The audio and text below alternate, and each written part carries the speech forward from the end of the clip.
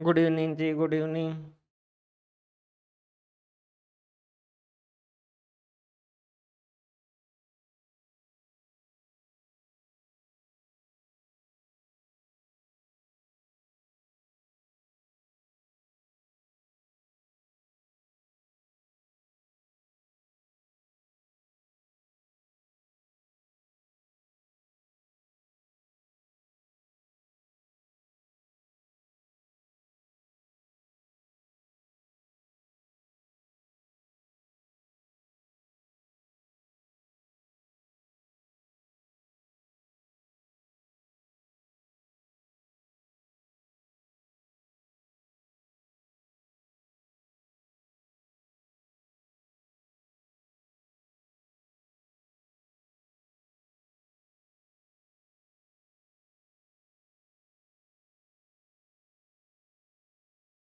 हाँ जी, है। हाइपोथेसिस वगैरह सारे ही है। एबीएसटी के आप वाले सिलेबस से सिर्फ एक टॉपिक नहीं है, वो क्यूइंग थ्योरी जो है ना, वो वाली। बाकी सब है।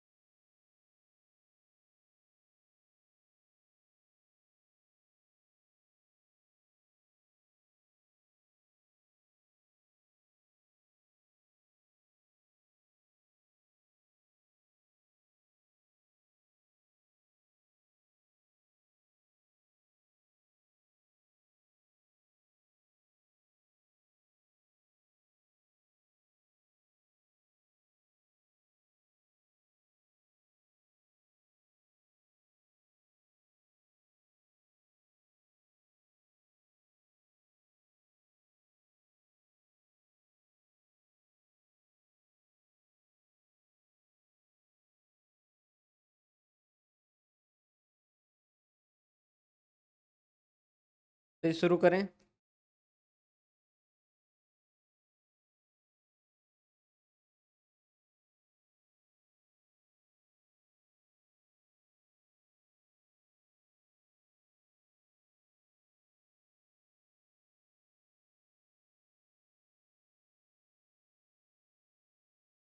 देखो, दो फाइल अपलोड की गई है।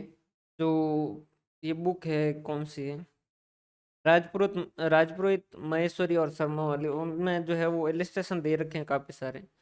उन सारों को आज जो है वो क्लास के बाद प्रैक्टिस करना है, सारे ही जो है वो उनको एक बार प्रैक्टिस करने हैं ना। हाँ, करने एक बार करने हैं ना, प्रोबेबिलिटी से जो है इसकी प्रैक्टिस जरूरी है। प्रैक्टिस होगी तो फिर कोई भी क्वेश्चन आएगा तो हो जाएगा। और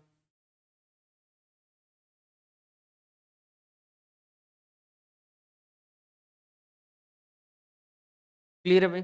अब शुरू करें। देखो, जो इवेंट होते हैं ना, उन इवेंट को दो कैटेगरी में बांटते हैं। ये थोड़ा सा अलग पार्ट है, लेकिन आगे जाके वापस कनेक्ट हो जाता है।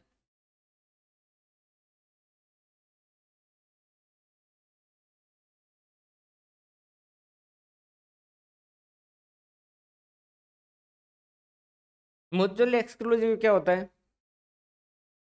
किसे कहते हैं अपन म्यूचुअली एक्सक्लूसिव इवेंट?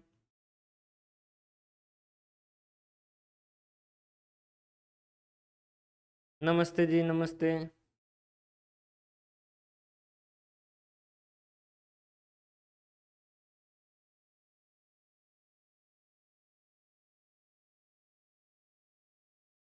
देखो, म्यूचुअल एक्सक्लूसिव का मतलब क्या है?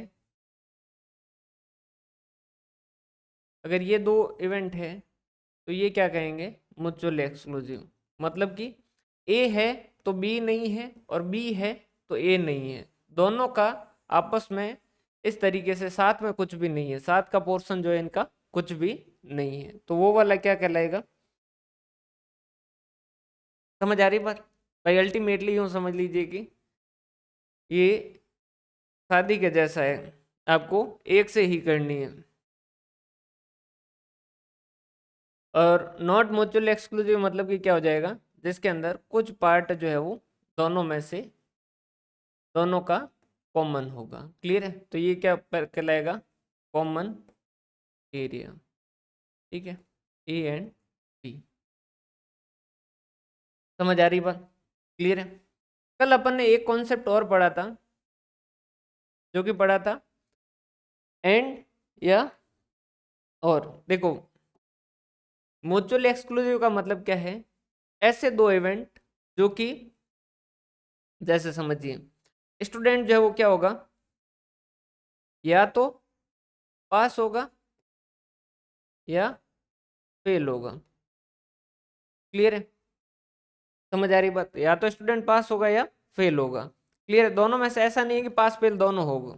तो ऐसे इवेंट को क्या कहेंगे? Mutual exclusive. पास है इसका मतलब फेल नहीं है, और फेल है इसका मतलब पास नहीं है। क्लियर है? हाँ, दूसरा वाला जो है वो कंप्लीटली इग्नोर हो जाएगा।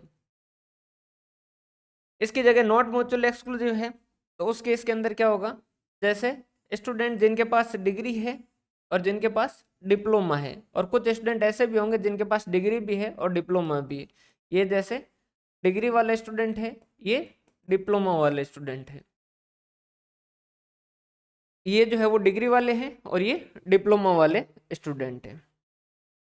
क्लियर है? समझ पा रहे हो बात? अब देखो, यहाँ पर क्या होगा? प्रोबेबिलिटी में कुछ चीजें थोड़ा सा अलग कॉन्सेप्ट आएगा, लेकिन अल्टीमेटली अपने बाकी वाले जो क्वेश्चन सॉल्व करते हैं ना, उसमें ये भी एक तरीके होंगे, उनसे भी काम आएगा। Probability of A union B, कि ए और बी का दोनों का मिला के प्रोबेबिलिटी कितनी होगी? इस वाले केस में तो क्या होगा? Probability of A plus probability of B. Clear है? और इस वाले केस में क्या होगा?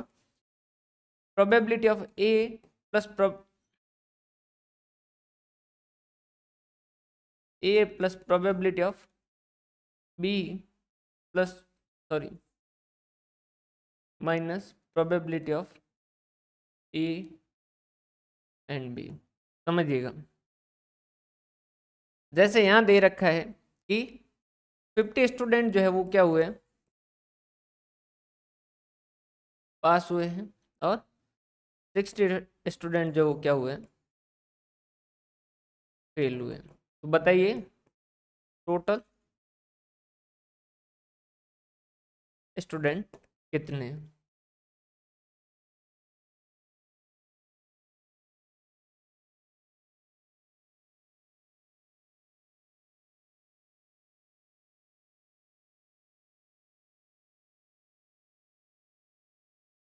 110। क्लियर है भाई? सिंपल सी बात है। यहां कहा कि स्टूडेंट जिनके पास डिग्री है वो स्टूडेंट है 50, जिनके पास डिप्लोमा है वो स्टूडेंट है 60, और स्टूडेंट जिनके पास डिग्री एंड डिप्लोमा है वो क्या है? 20 स्टूडेंट। बताइए,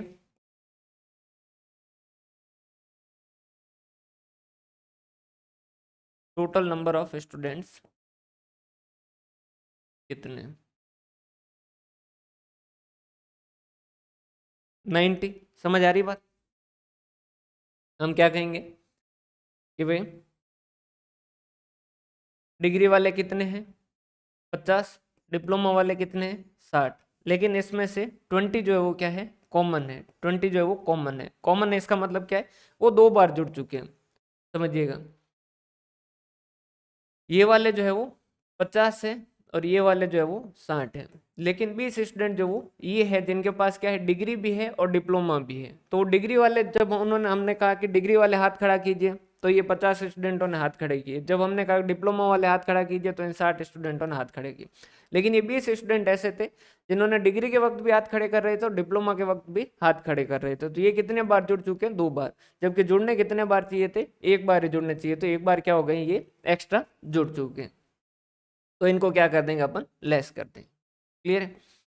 यहाँ पर मैं आपको एक क्वेश्चन पूछता हूँ कि ये जो है ये ये किसको रिप्रेजेंट करता है, एन को रिप्रेजेंट कर रहा है या और को रिप्रेजेंट कर रहा है।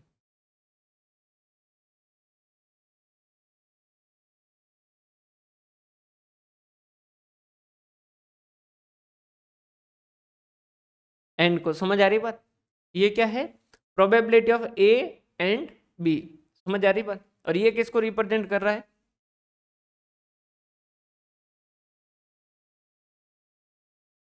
ये किसको एंड या और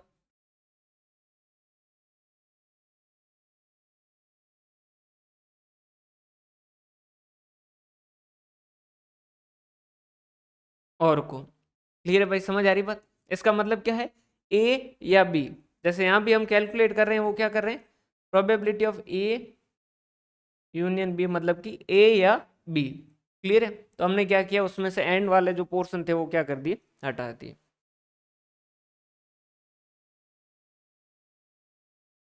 यहीं पर अगर म्यूचुअल एक्सक्लूसिव के अंदर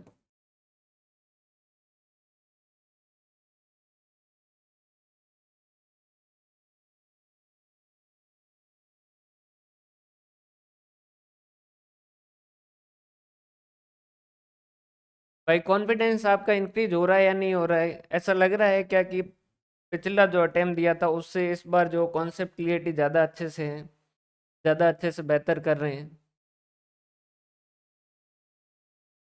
अब देखो इसके अंदर जो है अगर पूछा जाए कि probability of A union B union C तो कैसे कैलकुलेट होगी।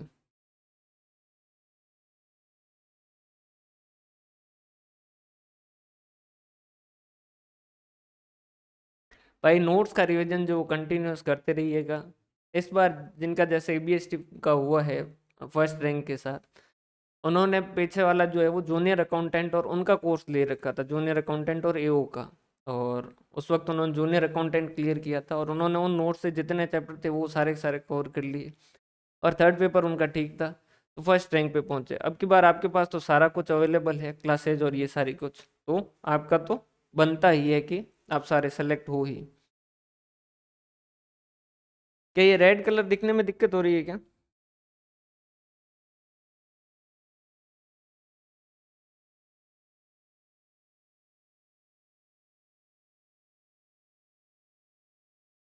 बताओ भाई इसका आंसर बताओ। Probability of A probability of B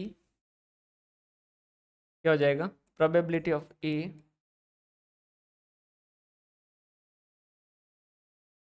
plus probability of B plus probability of, यहाँ अगर पूछा जाए तो कैसे कैलकुलेट होगा probability of A union B union.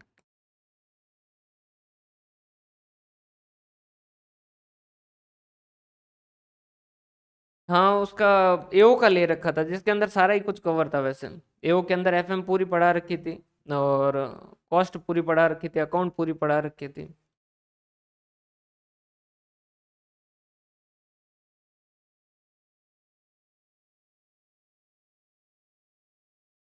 भाई अभी जो समय है इसमें देखो बाद में जो नोटिफिकेशन के बाद में कॉन्सेप्ट क्लियरिटी नाम की चीजें नहीं रहनी चाहिए।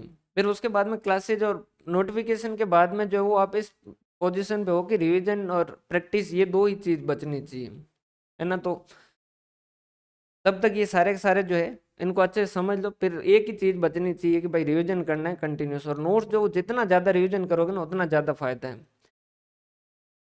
ये जितने लेवल पे अपन पढ़ते हैं उतने लेवल पे क्वेश्चन आएंगे भी नहीं, क्वेश्चन इजी आएंगे, लेकिन ये है कि अपन और ज्यादा बेहतर तरीके से पढ़ेंगे तो पेपर कैसा भी आए अपन सबके लिए तैयार रहेंगे। ये बताओ भाई, probability of A union B union C.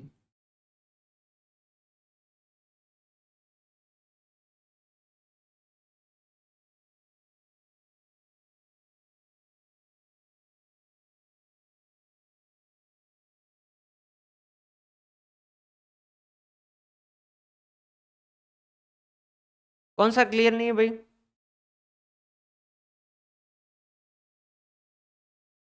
कौन सा, ये वाला या ये वाला, कौन सा मिक्स हो रहा है?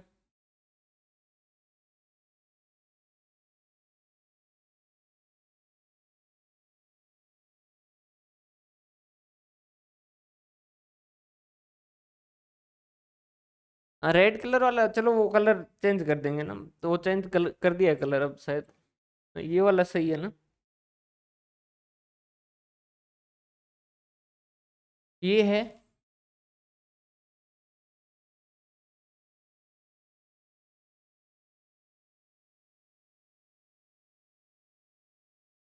ये है म्यूचुअली एक्सक्लूसिव, और ये है। ये भाई बताओ, इसका आंसर बताओ, दूसरे वाले का आंसर बताओ फटाफट।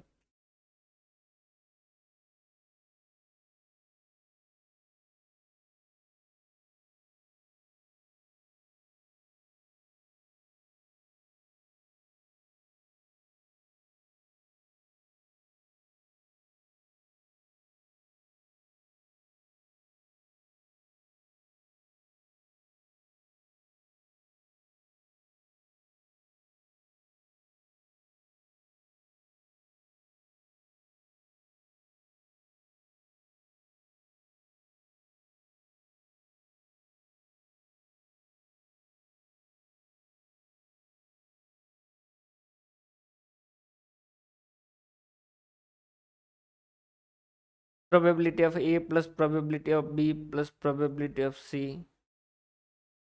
देखो,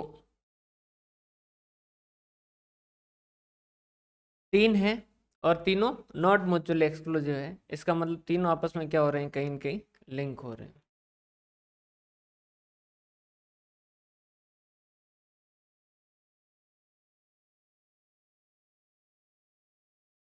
ठीक है, probability of A plus probability of B plus probability of C, ये तो टोटल करना ही है, इसके अंदर तो कोई।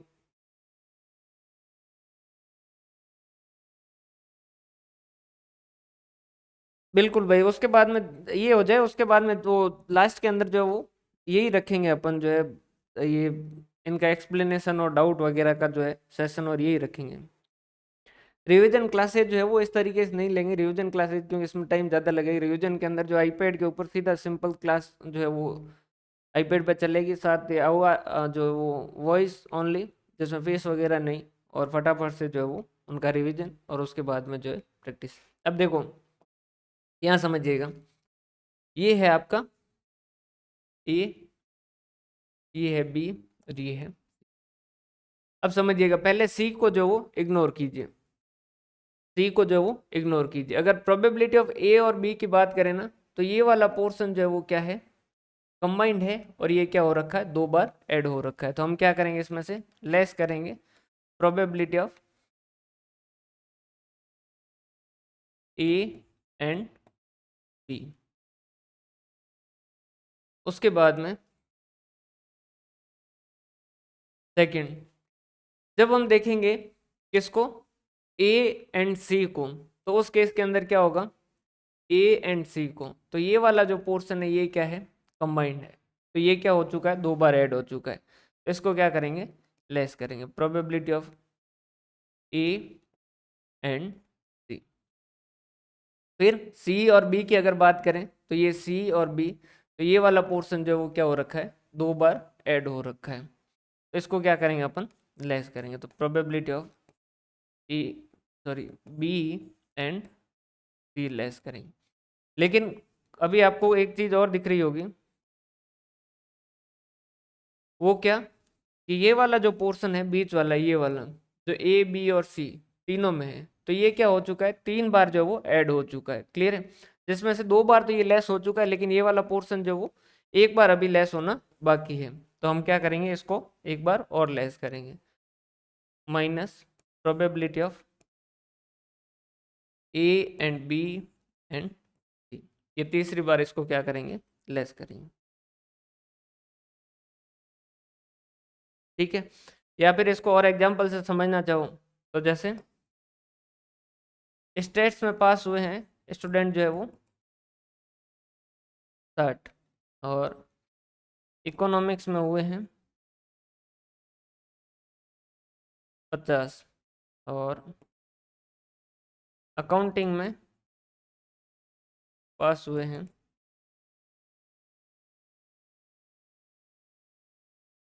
70।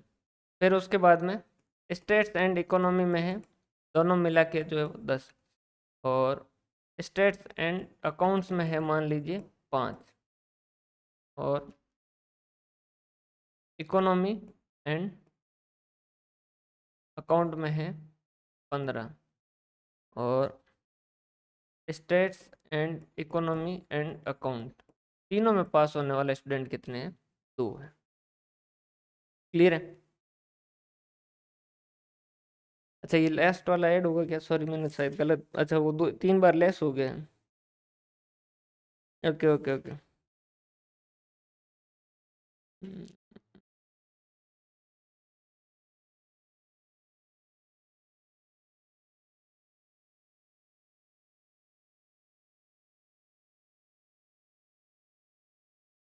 प्लस होगा, हाँ भाई सॉरी मैंने गलत लिख दिया ना, ये प्लस होगा,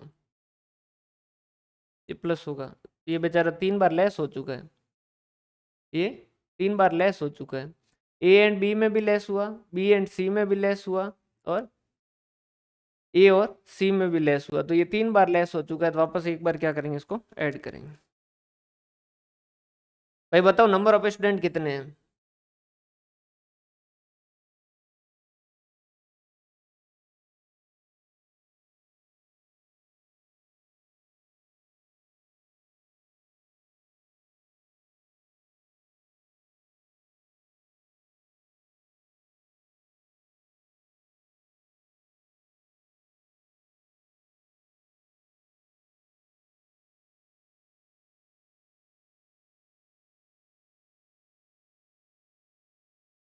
बताइए भाई नंबर ऑफ स्टूडेंट कितने हैं?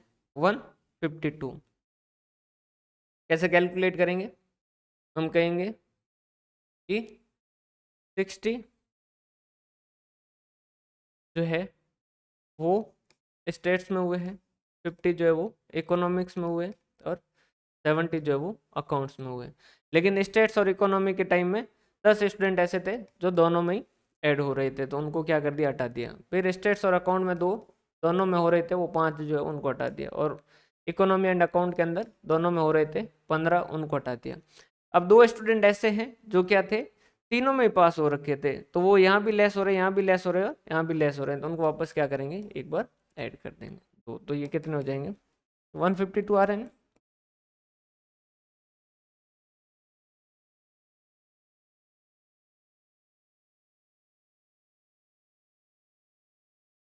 152 आ रहे हैं भाई, ये 152 ही आ रहे हैं ना। अब एक क्वेश्चन जो है वो लिखिए।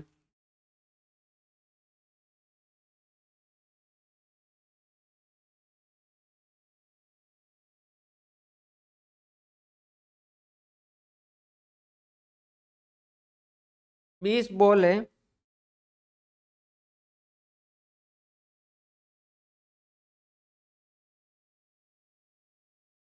50 बॉल्स हैं, जिनको सीरियली 1 से 50 तक के नंबर दिए गए हैं। बताइए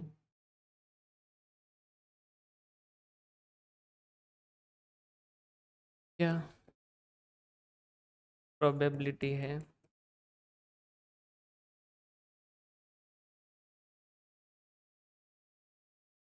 कि जो बॉल निकालें 2 या 10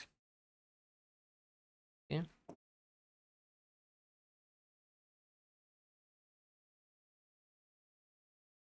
मल्टीपल हो।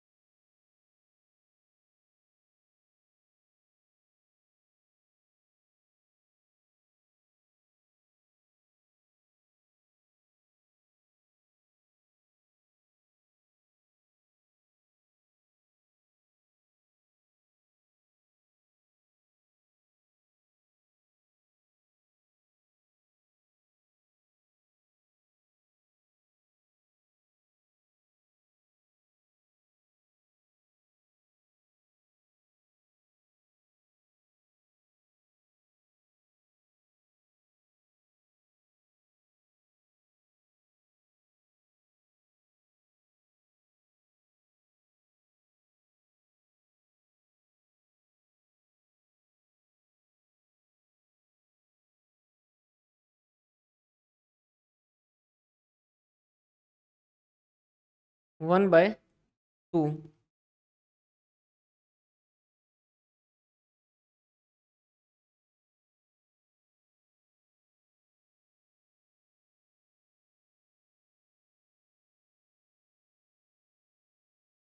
25/50।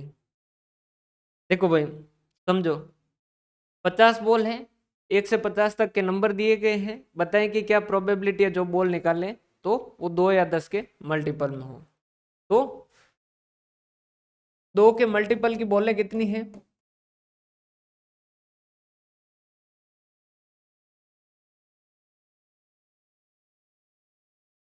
25।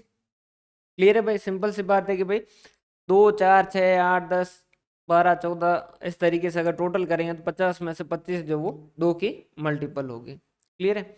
और 10 की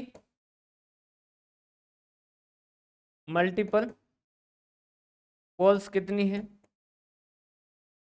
तो हम कहेंगे कि एक तो 10, 20, 30, 40 और 50 कितनी हो गई?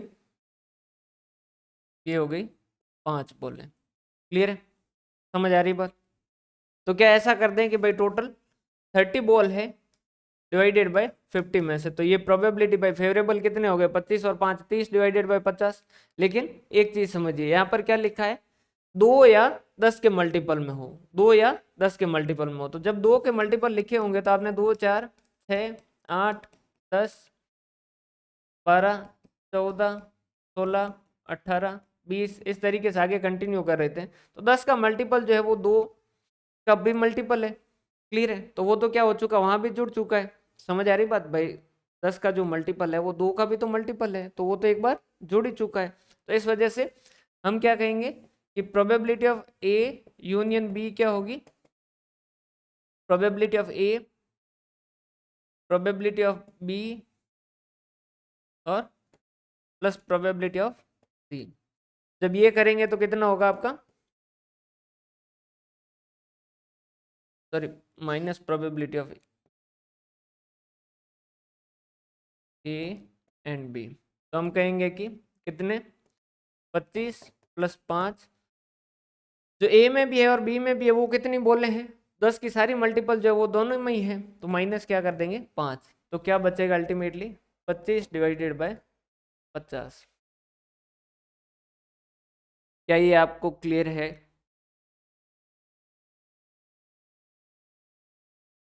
क्या ये समझ आया?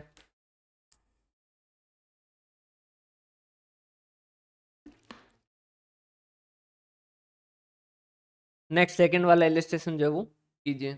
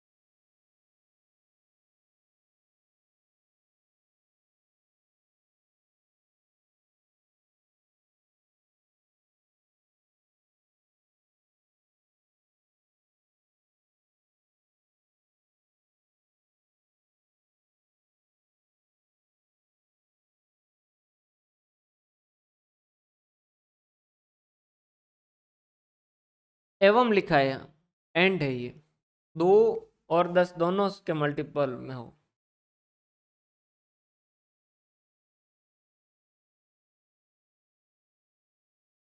देखो 50 बॉल सीरियली 1 से 50 तक के नंबर दिए जाते हैं, बताइए क्या प्रोबेबिलिटी है कि जो बॉल निकाले वो 10 एंड 2 एंड 10 दोनों के मल्टीपल हो।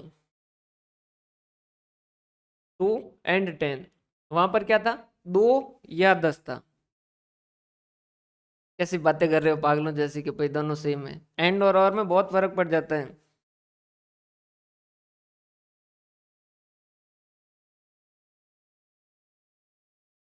5/50।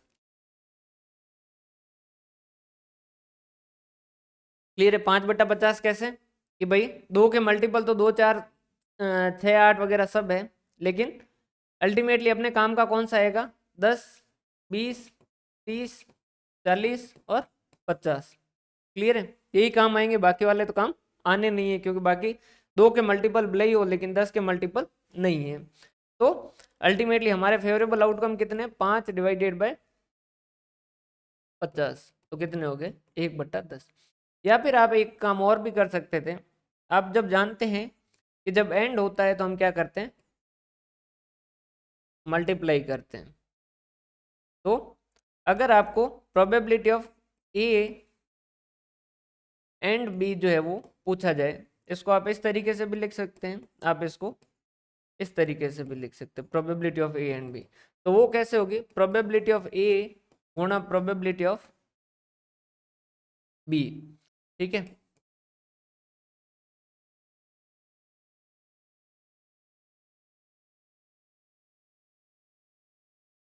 ए के कितने हैं, मतलब कि 2 के आने के चांसेस कितने हैं, तो हम कहेंगे 25/50। और बी के आने के कितने चांसेस है, अ, कितने हो गए 5/50।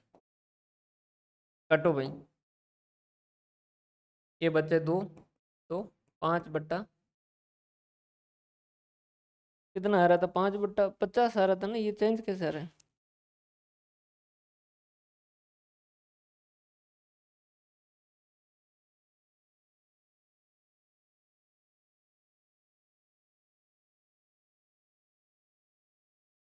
एक सेकंड है ना, मैंने कहीं गलती तो नहीं लिखती भाई, देखो तो कहाँ गलत कर रहा हूँ मैं।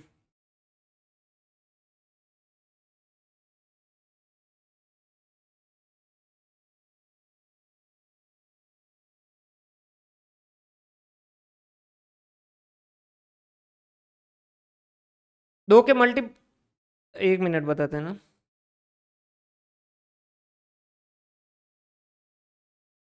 भाई, ये इस वाले में देखो तो मैंने कहाँ गलती की है।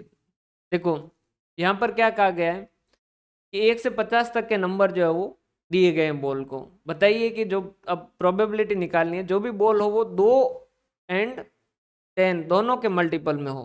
तो ये जैसे अपनी बॉल निकाली तो 2, 4, 6, 8, 10, 12, 14, 16, 18, 20 इस तरीके से कंटिन्यू है। अब ये जो दो है वो दो दो से तो डिवाइड हो रही है।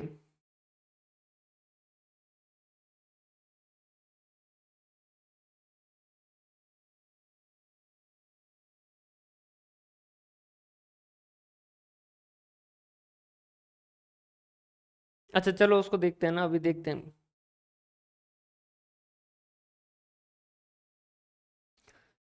ये दो से तो डिवाइड हो रहा है लेकिन 10 से नहीं हो रहा है, ये दो से तो हो रहा है लेकिन 10 से नहीं हो रहा, दो से तो हो रहा है लेकिन 10 से नहीं हो रहा, दो से तो हो रहा है लेकिन 10 से नहीं हो रहा है। ये जो है वो दो और दोनों 10 दोनों का से डिवाइड हो रहा है, तो काम का यही है। फिर ये भी नहीं, ये भी नहीं, ये भी नहीं, ये भी नहीं, और ये जो है वो दो और 10 दोनों से, तो अल्टीमेटली अपने पास काम के कितने, 5 ही वैल्यू रहेगी, 5/50 रहेगा।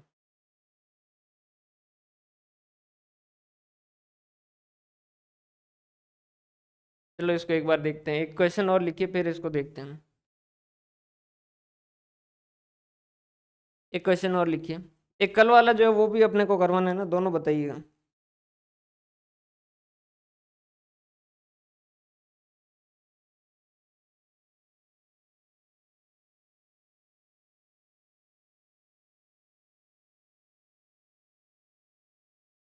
8 10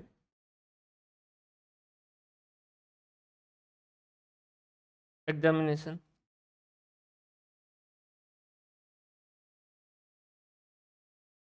the chances of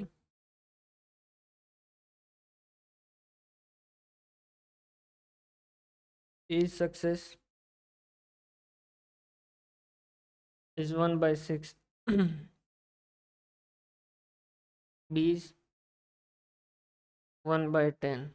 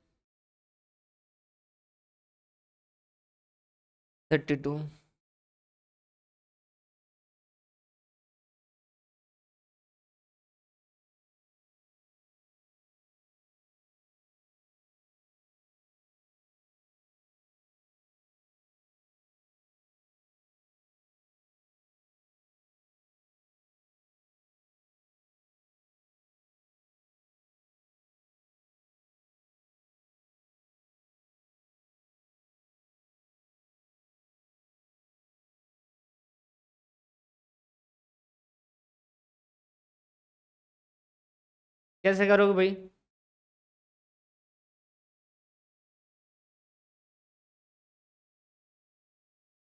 examination chances of A success जो है वो 1/6 है। बी का कितना है 1/10, 1/10 है। और सी का कितना है 1/8 है। इसमें से ए एंड बी जो है वो दोनों लेस करेंगे 1/6 इंटू 1/10। बी और सी का लेस करेंगे कितना 1/10 इंटू 1/8। और ए और सी का करेंगे 1/6 इंटू 1/8। और प्लस कर देंगे 1/6 इंटू 1/8 इंटू 1/10। क्लियर है भाई? इसी तरीके से किया है क्या?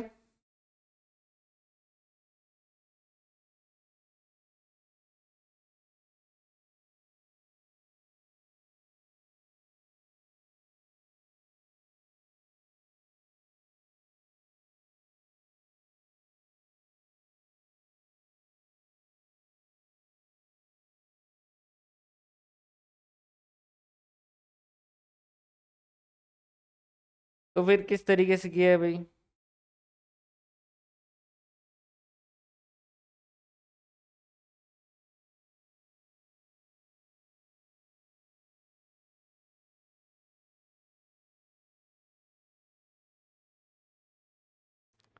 इसी तरीके से कर रहे हैं क्या?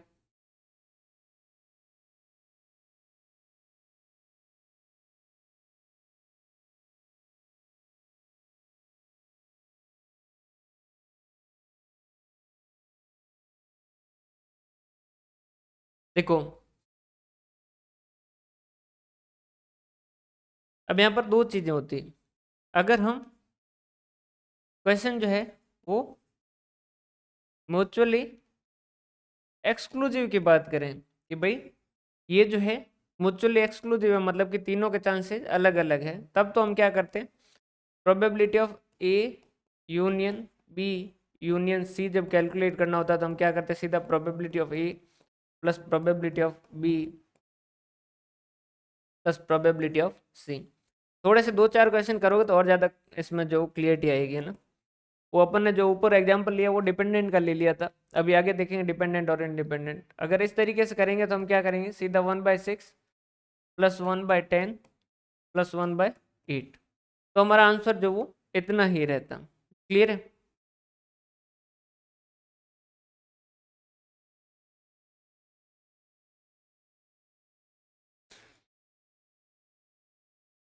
करते हैं ना, वो डिपेंडेंट और इंडिपेंडेंट पे चलते हैं अभी।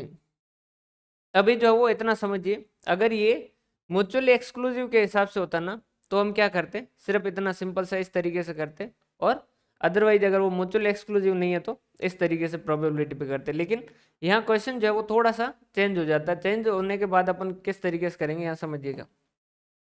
देखो, हम्म,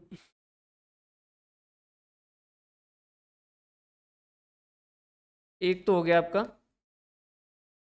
जैसे कहते हैं अपन इंडिपेंडेंट इवेंट, और एक जो है वो है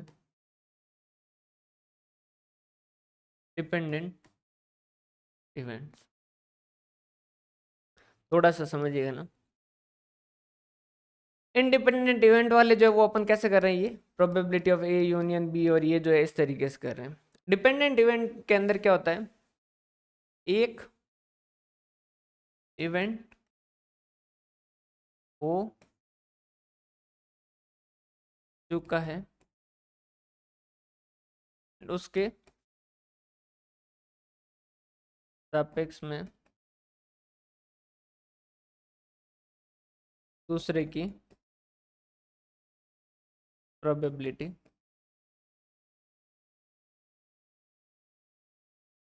देख रहे हैं। जब अभी तक जो पढ़ रहे थे ना वो सारे नॉर्मल अपन इंडिपेंडेंट वगैरह का जो है उनका देख रहे थे। अभी देखिएगा, इसको थोड़ा समझिएगा ना। इसको किस तरीके से लिखा जाता है, इसको इस तरीके से लिखा जाता है probability of A divide by B.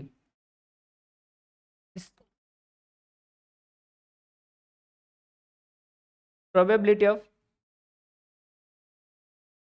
A divide by B. इसका मतलब क्या है, ए की प्रोबेबिलिटी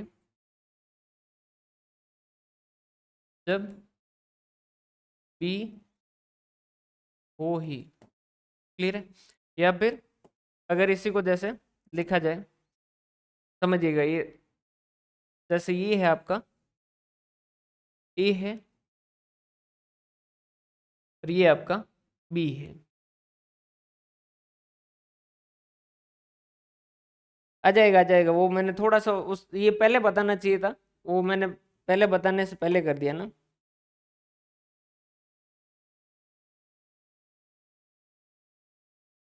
ये करके अभी इसके दोनों के क्वेश्चन लेते हैं। मेरे को पहले ये बता देना चाहिए था, फिर इसके क्वेश्चन लेने चाहिए। तो मैंने एक जो है वो पोर्शन करवा के क्वेश्चन सीधा ले लिया, इस वजह से जो वो डाउट आ रहे हैं। कोई चिंता वाली बात नहीं, अभी कर लेते हैं। देखो यहाँ पर क्या है, probability of A upon B का मतलब क्या है, ये कंडीशनल प्रोबेबिलिटी। और कंडीशनल प्रोबेबिलिटी का मतलब क्या है कि जब ये नीचे वाला जो है ये क्या है, ये एक तरीके से कंडीशन का काम कर रहा है। ये क्या कर रहा है, कंडीशन का काम कर रहा है। कंडीशन का कैसे, कि हमें ए की प्रोबेबिलिटी देखनी है, ए जो है उसकी प्रोबेबिलिटी देखनी है, लेकिन ओवरऑल नहीं देखनी है। ए की प्रोबेबिलिटी देखनी है जब बी हो, मतलब कि हम क्या कहेंगे, ये वाला जो पोर्शन है, ये वाला जो पोर्शन है भाई, बी के होते हुए ए तो यही है, सिर्फ बी के होते हुए तो पोर्शन ए का जो है वो यहीं पे है। समझ आ रही बात, बी के होते हुए पोर्शन जो वो ए का यहीं पर है, क्लियर है। और डिवाइडेड बाय क्या होगा, पूरी प्रोबेबिलिटी ऑफ बी। अब ये जो है ये इसको अपन किस तरीके से लिखते हैं, इस वाले पोर्शन को, इस वाले पोर्शन को हम लिखते हैं probability of A and B divided by क्या करते हैं, प्रोबेबिलिटी ऑफ बी। इस तरीके से लिखते हैं। समझ आ रही बात, प्रोबेबिलिटी ऑफ ये ए तो है, इसका मतलब क्या है, ए के होने की प्रोबेबिलिटी, और प्रोबेबिलिटी ऑफ ए ऊपर इस तरीके से लगाते हैं, इसे क्या कहते हैं, probability of A not. A not मतलब कि क्या है, ए के नहीं होने की प्रोबेबिलिटी, ए के नहीं होने की प्रोबेबिलिटी। समझ आ रही बात। अब एक जो है इसको किस तरीके से लिखा जाएगा, ये आप जो है बताइए, आराम से सोच समझ के जवाब दीजिएगा, आंसर गलत नहीं होना चाहिए।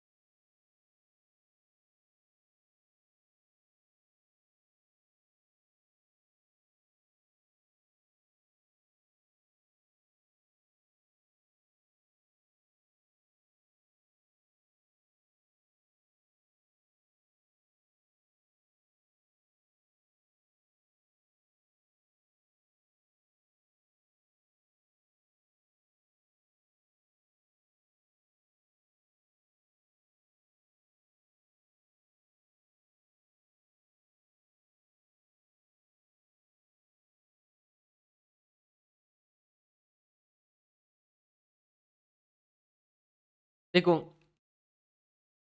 ये जो है probability A not divided by B, जो कंडीशनल प्रोबेबिलिटी है, इसको किस तरीके से लिखा जाएगा?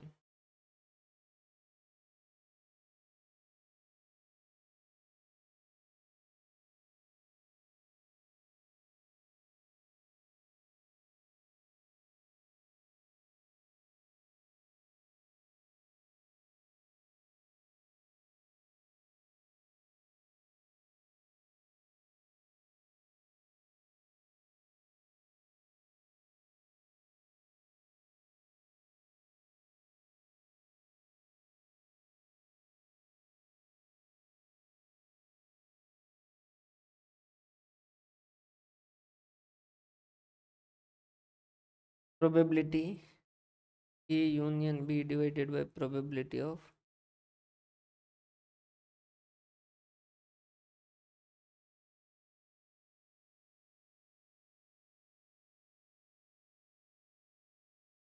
देखो भाई समझो है ना क्या लिखा है, प्रोबेबिलिटी ए नोट, इसको नहीं आए तो अपने को थोड़ा समझने के लिए शुरुआत के अंदर, प्रोबेबिलिटी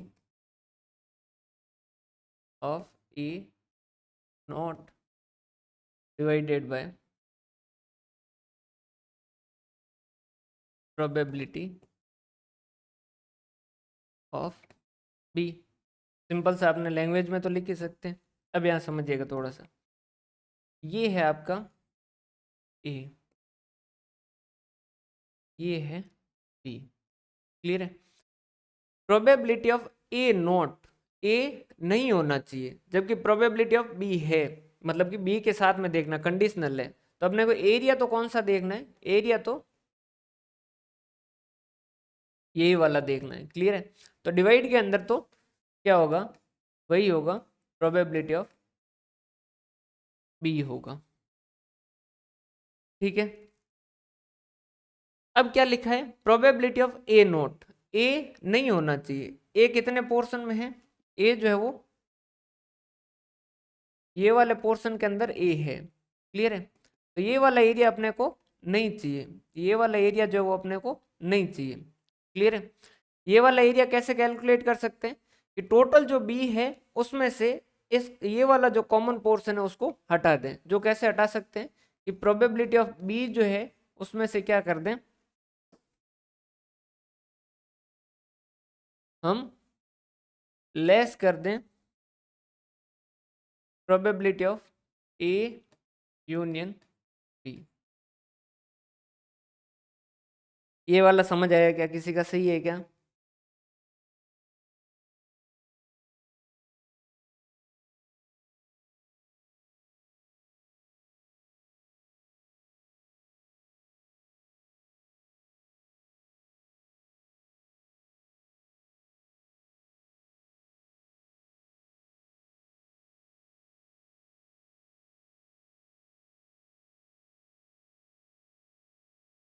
अगर मैं आपसे पूछूं कि प्रोबेबिलिटी ऑफ ओनली ए जो है वो कैसे कैलकुलेट करेंगे, क्या ये बता सकते हो?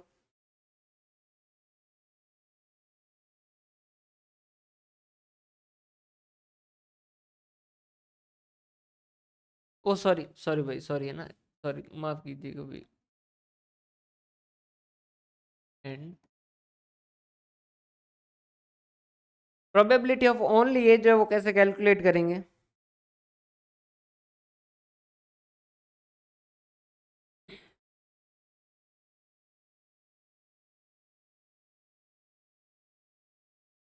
अच्छा आपका सही है, बिल्कुल भाई। प्रोबेबिलिटी ऑफ ओनली ए जो है वो किस तरीके से कैलकुलेट कर सकते हैं?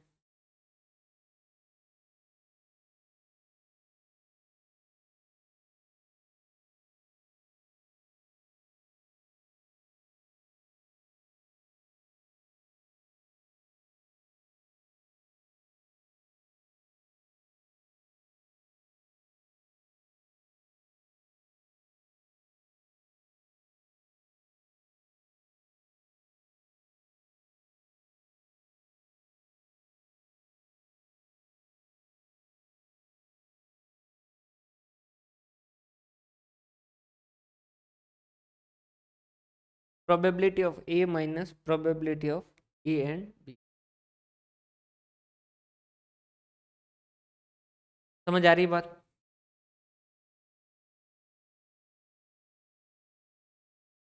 ये हो गया अपना ए, ये हो गया अपना बी।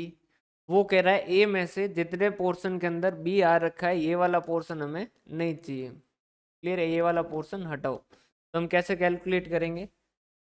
प्रोबेबिलिटी ऑफ ए जो है उसमें से probability of A intercept B या probability of A and B जो है वो हटा देंगे। क्या इसको हम ऐसा भी कह सकते हैं कि ये किसकी है? प्रोबेबिलिटी ऑफ ओनली ए।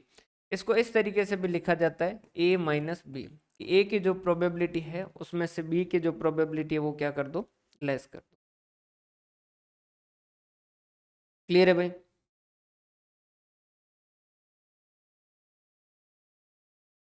अब एक लास्ट बता दीजिए, फिर अपन क्वेश्चन पे चलते हैं। Probability of A and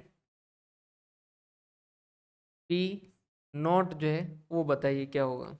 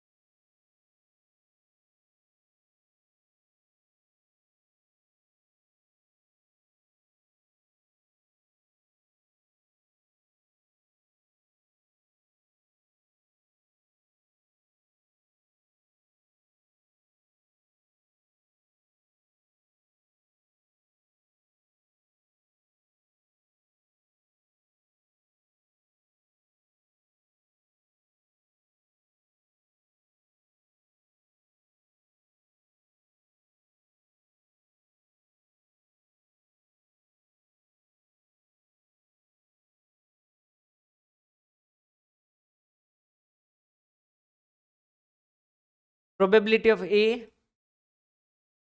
and B not.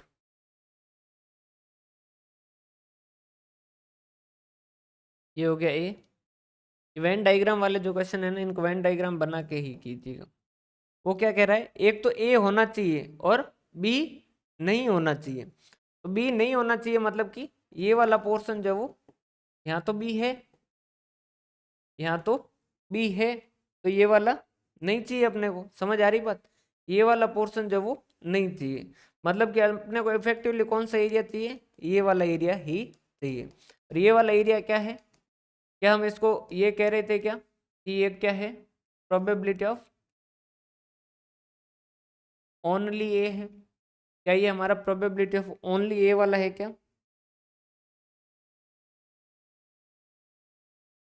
समझ आ रही बात? तो इसी को आप क्या कर सकते हो? इस तरीके से भी लिख सकते हो, probability of A and B not. एक लास्ट जो है वो आंसर दे दीजिए।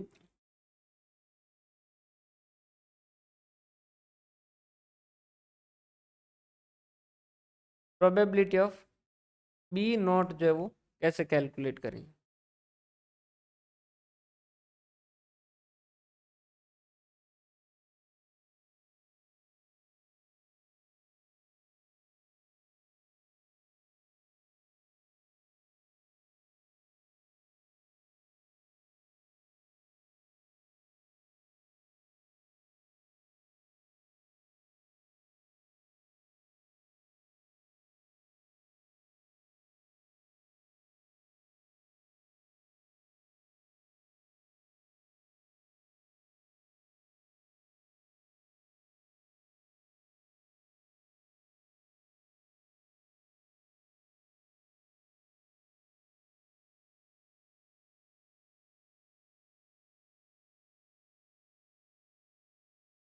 बी नॉट कैसे कैलकुलेट करेंगे कि बी नहीं होना चाहिए? बी नहीं होना चाहिए मतलब कि क्या? ये ओनली ए वाली ही बात है। ये क्या हो गया आपका?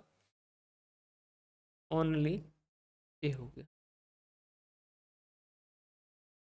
बिल्कुल सही बता रहे हो भाई।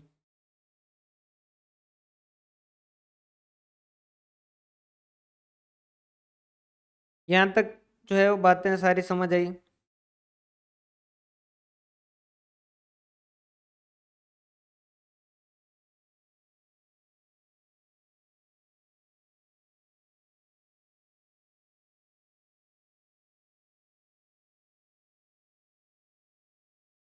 यहाँ तक कि क्लियर है। अब क्वेश्चन लिखिए।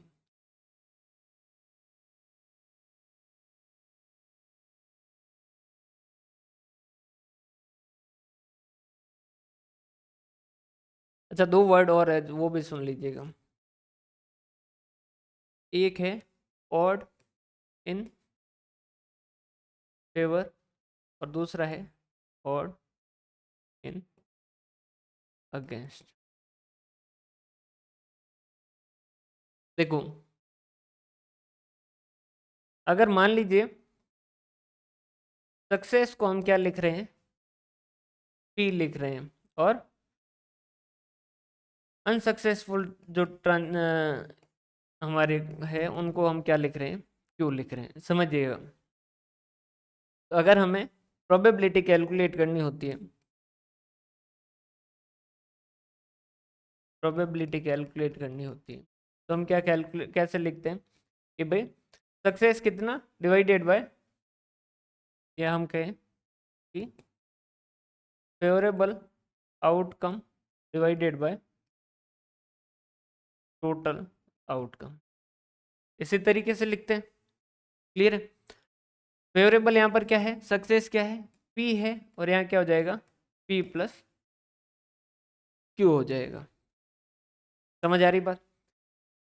अब इनको दो तरीके से और लिखा जा सकता है, ऑड इन फेवर और ऑड इन अगेंस्ट, कि फेवर के पक्ष में और अगेंस्ट के पक्ष में। तो यहाँ पर लिखने का थोड़ा सा तरीका अलग हो जाता है। ऑड इन फेवर जब बोलते हैं तो हम क्या लिखते हैं, सक्सेस डिवाइडेड बाय फेलियर, और ऑड इन अगेंस्ट का मतलब क्या है, फेलियर डिवाइडेड बाय सक्सेस। या फिर इसको इस तरीके से भी लिखा जाता है, पी टू क्यू, और इसको क्या लिखा जाता है, क्यू टू पी। इसको लिख दीजिए ना, फिर इसके बाद में एक क्वेश्चन जो ट्राई कीजिए।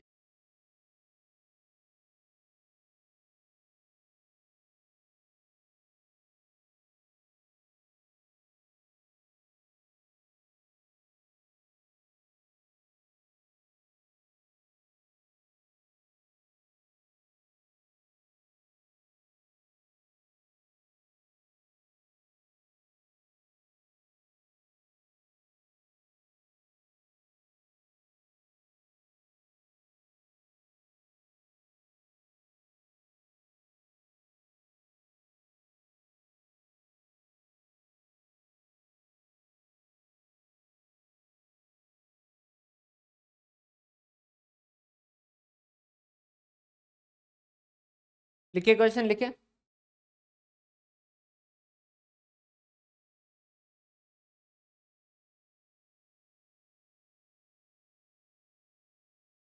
Odd against solving A, odd against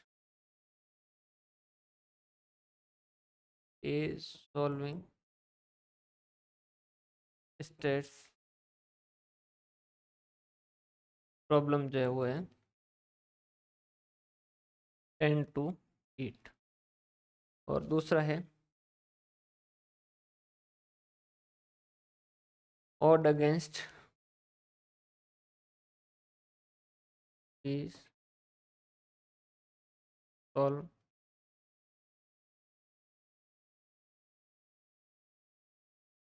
same problem 12 to 9।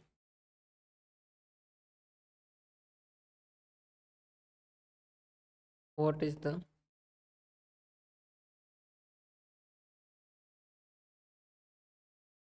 Probability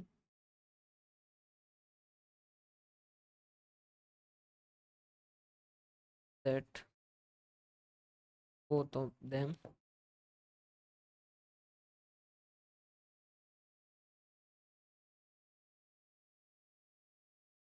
attempt and problem would be solved। ये क्वेश्चन ट्राई कीजिए भाई।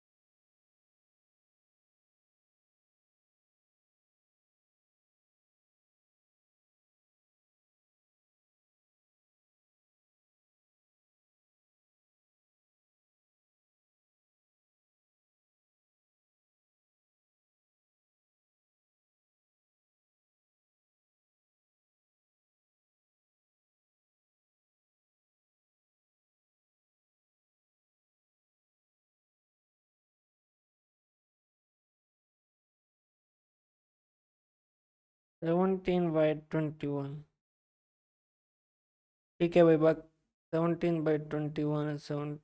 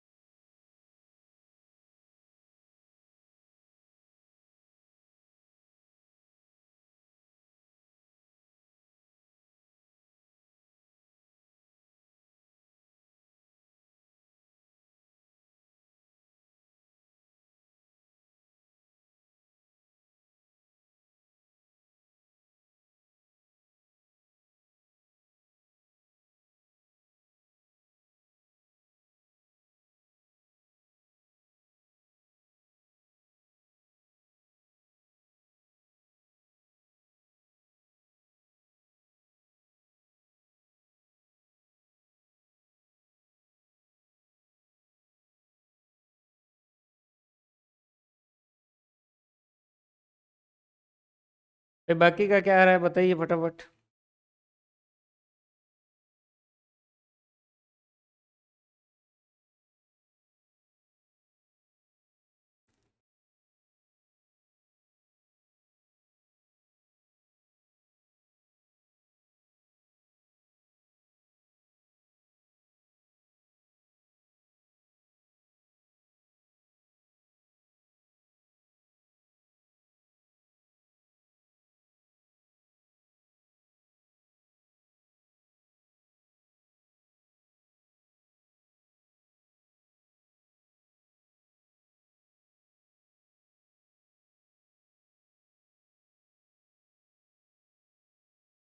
बाकी का क्या आ रहा है आंसर देखो।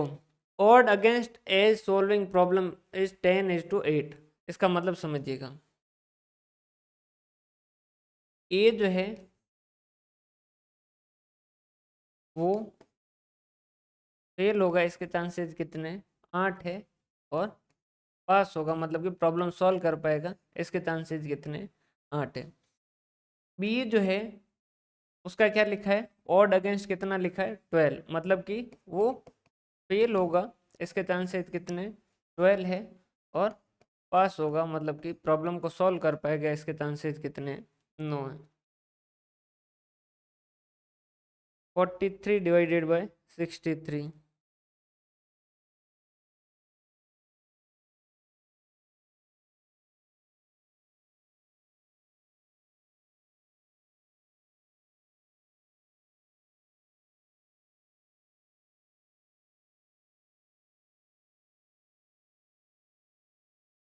करें भाई, देखो ये क्या कह रहा है कि प्रॉब्लम जो है वो सॉल्व होनी चाहिए, इसके चांसेस कितने हैं। तो एक तो तरीका क्या है कि भाई ए जो है वो सॉल्व करें एंड बी सॉल्व ना कर पाए। एक तरीका क्या है, बी सॉल्व करें एंड ए सॉल्व ना कर पाए। और ए क्या है कि ए एंड बी दोनों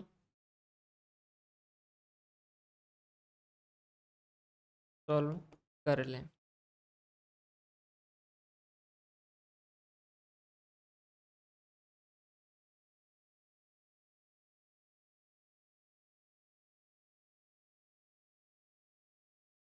फोर्टी थ्री है या 48 है भाई?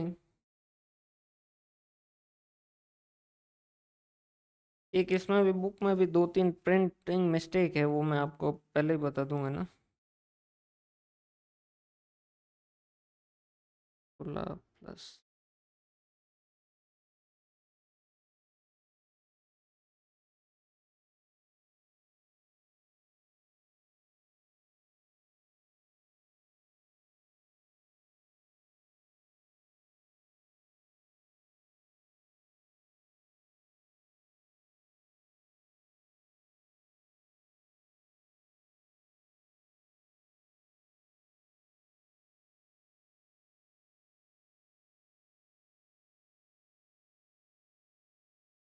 भाई बाकी वालों के क्या आ रहे हैं आंसर?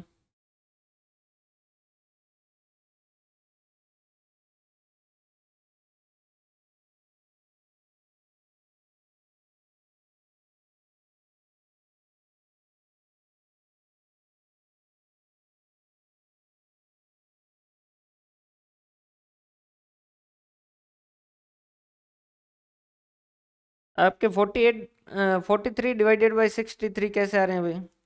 तो बताइए थोड़ा लिख के ना।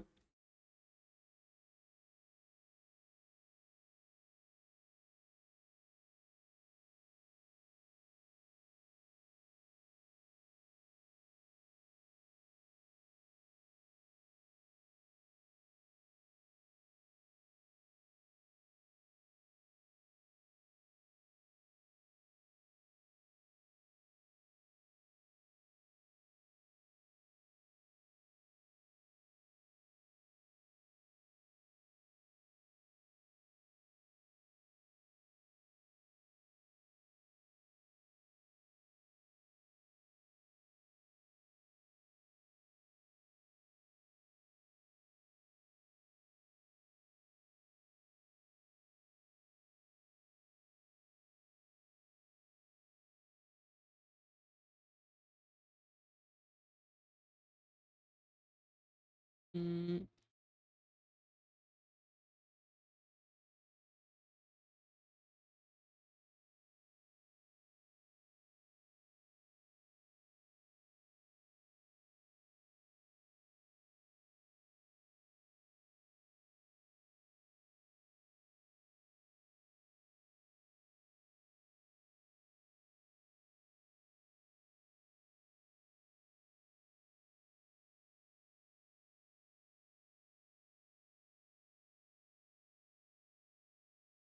भाई देखो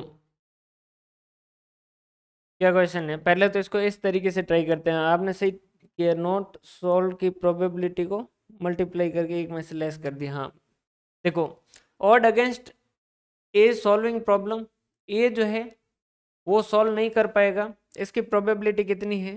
सॉल्व नहीं कर पाएगा, इसकी प्रोबेबिलिटी कितनी है? 10 बाय कितना है? 18। बी सॉल्व नहीं कर पाएगा, इसकी प्रोबेबिलिटी कितनी? 12/12 और 9 21। ए और बी दोनों सॉल्व नहीं कर पाएंगे।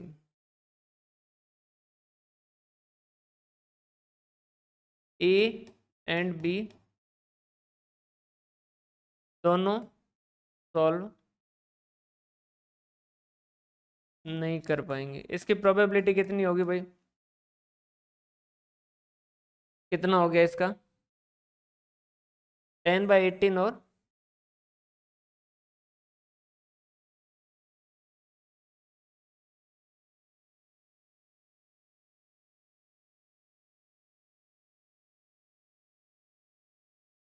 कितना हो गया ये भाई? 120 डिवाइडेड बाय 18 तो 378। ये आ रहा है क्या?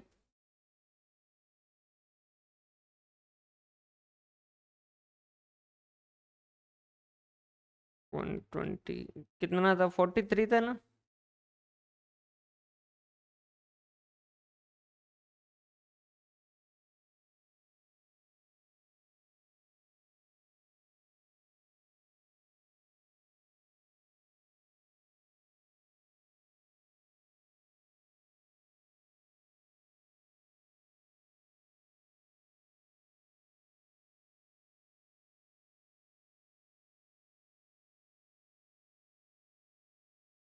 तो 3, ठीक है।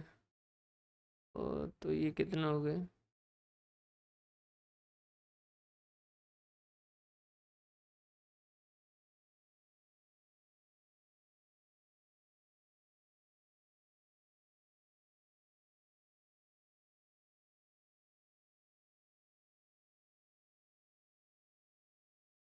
तो कहाँ गलत लिख रहा हूँ मैं?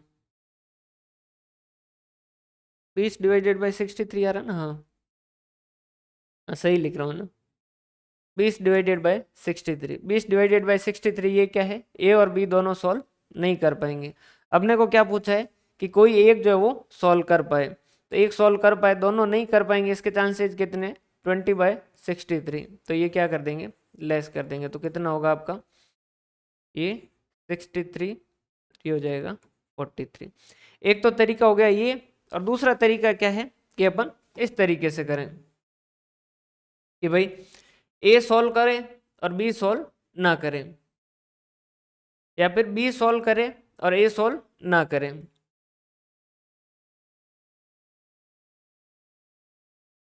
इसको अपन दोनों तरीके से कर सकते हैं। ये इस तरीके से करते ही नहीं है ना, सीधा करते हैं। ए सॉल्व कर पाएगा, इसके चांसेस कितने हैं? ए सॉल्व कर पाएगा, इसके चांसेस कितने हैं? 8/18।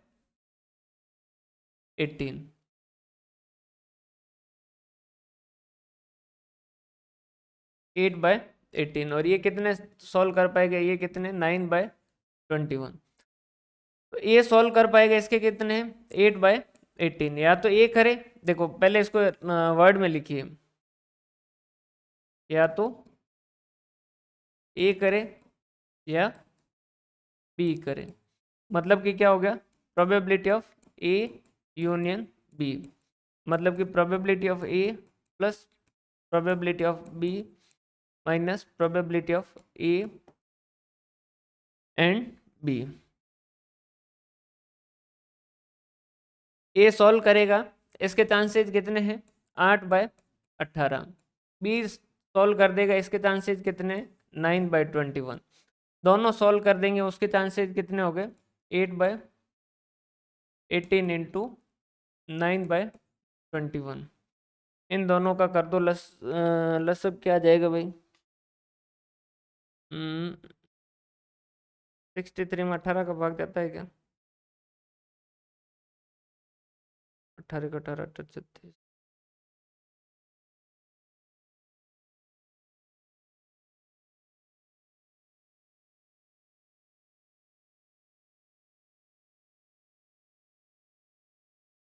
18 इंटू, इनका लसअप क्या आएगा भाई? देखो तो।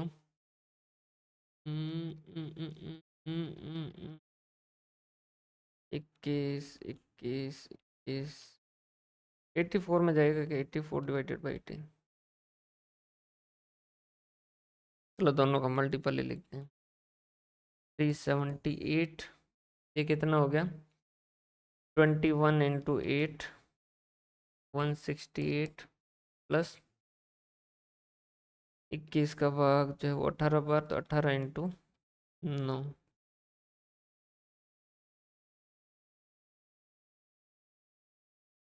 ये हो गया 8 इंटू 9, 72 डिवाइडेड बाई 18, 378, 168 प्लस 162, ये हो गए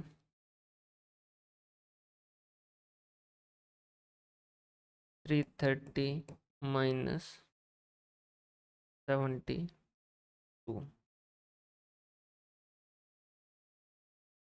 258 डिवाइडेड बाय 378, ऐसे काट दो तो ये आ जाएंगे 43, और 378 डिवाइडेड बाय ये आ जाएंगे 63। बिल्कुल भाई, 43 डिवाइडेड बाय 63। अब एक बार वापस समझ लीजिए इसको, एक क्वेश्चन ऐसा और कर लेंगे ताकि समझ आ जाएगा।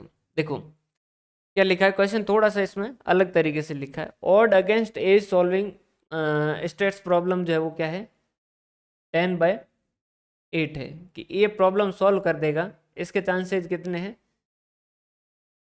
सॉरी ऑड अगेंस्ट है, अगेंस्ट का मतलब क्या है, पहले क्या लिखा जाएगा, फेलियर लिखा जाएगा। समझ आ रही बात? अगर ऑड अगेंस्ट लिखा है इसका मतलब क्या है, पहले फेलियर लिखा जाएगा, मतलब कि ये नहीं सॉल्व कर पाएगा। इसके चांसेस कितने हैं, 10 है, और कर पाएगा इसके चांसेस कितने हैं, 8 है। वैसा का वैसा बी का भी ऑड अगेंस्ट दे रखा है, तो मतलब कि ये फेल होगा, नहीं कर पाएगा। इसके चांसेस 12 है, तो इसके कर पाने के 9 है। तो ऑड इन फेवर या ऑड इन अगेंस्ट जो जब भी लिखा हो तो उसमें पहले क्या करें, क्वेश्चन का थोड़ा स्ट्रक्चर बना दे। ए जो है वो फेल होगा, नहीं कर पाएगा सॉल्व, इसका मतलब उसका कितना है, 10/18 है, और कर पाएगा इसका कितना है, 8/18 है, क्योंकि दोनों मिला के टोटल क्या है भाई, ये जो है फेलियर जो है वो क्या है, क्यू है, तो ये क्या है, पी है। अगर अपने को प्रोबेबिलिटी सक्सेस की चाहिए तो प्रोबेबिलिटी कैसे निकालते हैं, डिवाइडेड बाय, तो टोटल आउटकम लेते हैं, और फेलियर की निकालनी है तो पी प्लस क्यू यहाँ भी रखेंगे, वैसा वैसा बी का लिखा।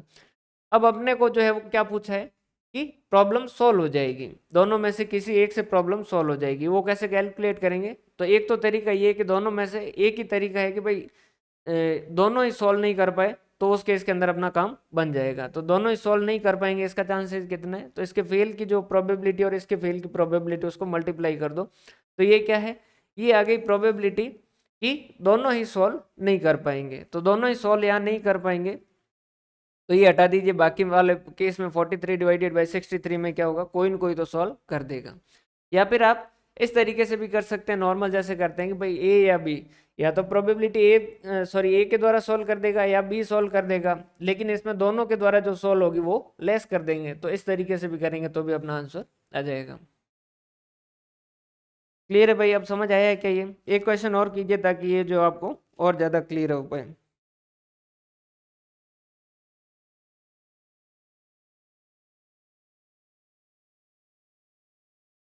एक क्वेश्चन और ट्राई कर लीजिए ताकि ये आपको और ज्यादा क्लियरिटी हो जाए इसमें।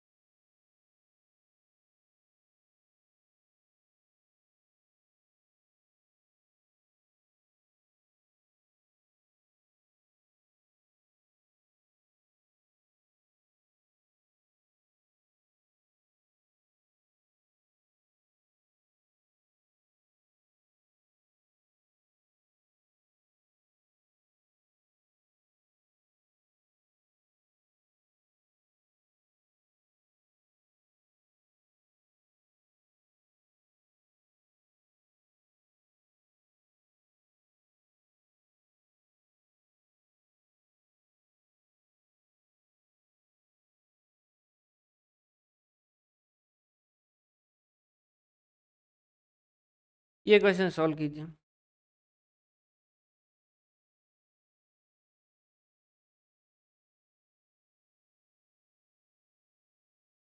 पहले ये कीजिए, फिर जो अपन वो ऊपर वाला वापस देख लेते हैं ना।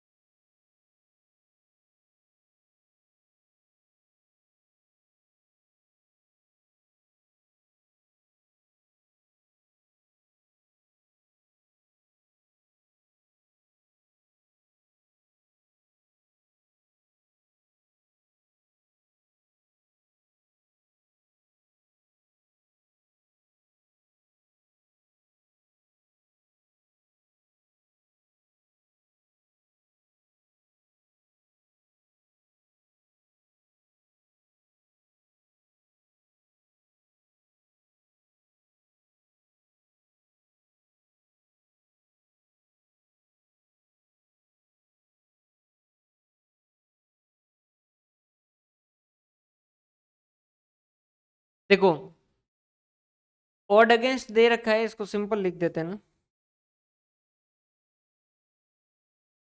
ए का जो है वो ऑड अगेंस्ट दे रखा है 9 to 7, और बी का ऑड अगेंस्ट दे रखा है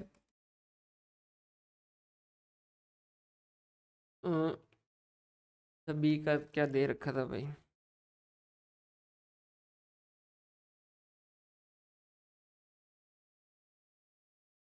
कुछ लिखते ही नहीं है।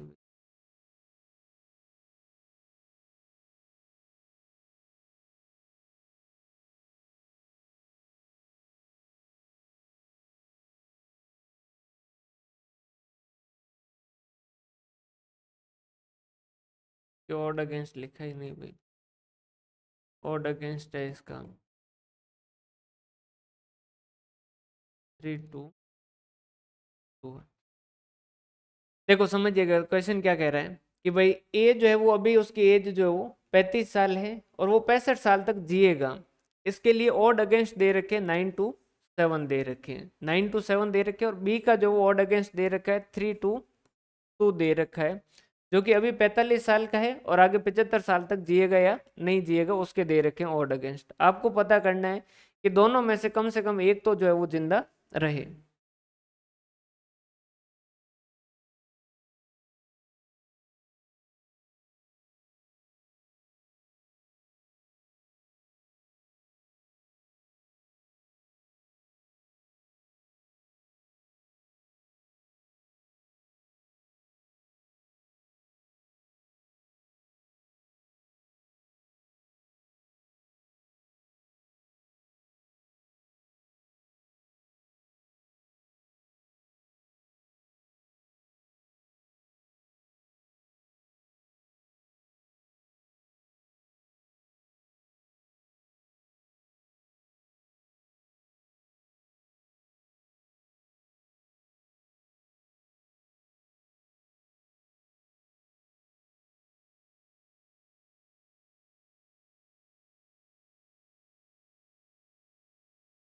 में 101 डिवाइडेड बाई 128।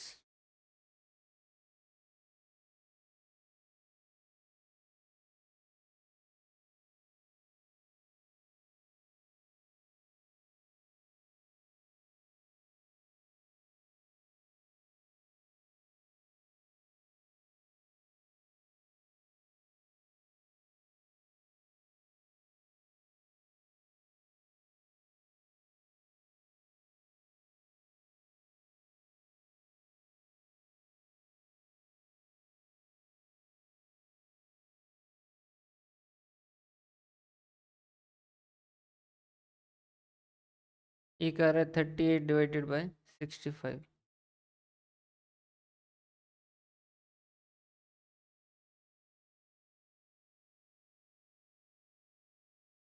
66 divided by 80।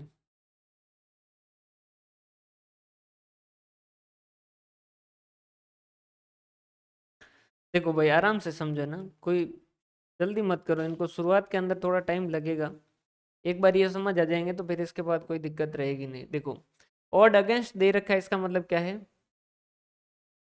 अगर हम ए की बात करें तो ए जो है वो चले जाएंगे,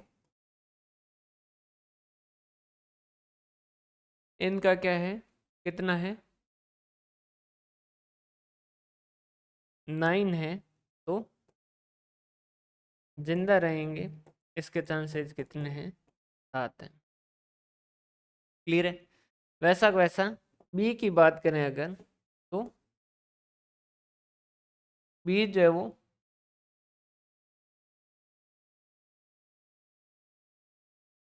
चले जाएंगे, इसका चांसेस अगर 3 है, तो जिंदा रहेंगे इसके चांसेस जो कितने हैं, 3, 2 है। क्लियर है।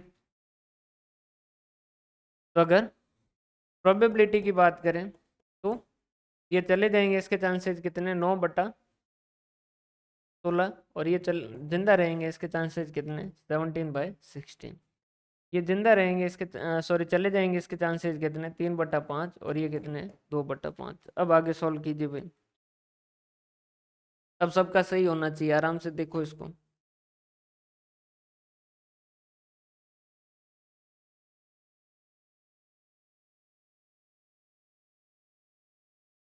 दोबारा लिखिए भाई, आराम से कीजिए।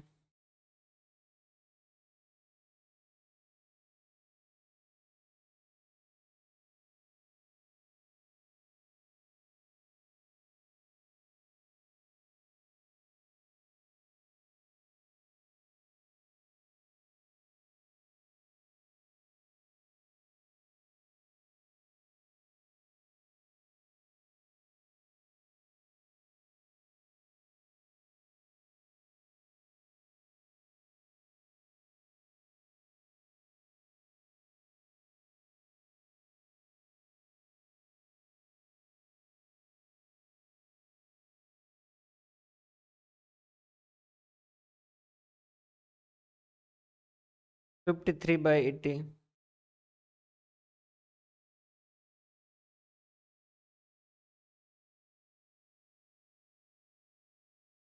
भाई अभी भी दो अलग अलग आंसर कैसे आ रहे हैं।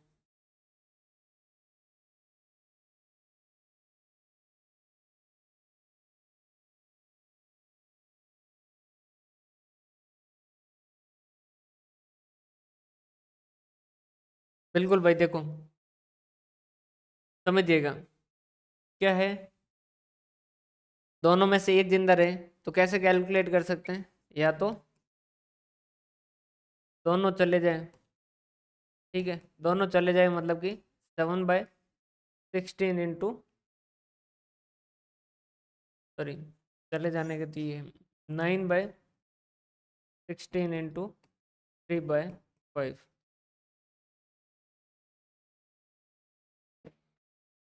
9×3 = 27 और 16×5 = 80। तो दोनों ही नहीं जाए मतलब कि एक आध जिंदा रहेगा तो वो कितना बचेगा, 1 - 27/80। 80 - 27, ये हो गया आपका 53 डिवाइडेड बाय 80। या फिर आप कैसे कैलकुलेट कर सकते हो कि probability of A plus probability of B minus probability of A and B. तो ये कैसे कैलकुलेट करोगे, प्रोबेबिलिटी ऑफ ए कैसे कैलकुलेट करोगे, इसके जिंदा रहने के चांसेस कितने हैं भाई, 7/16 और 2/5। 7/16 प्लस 2/5 माइनस 7/16, 2/5।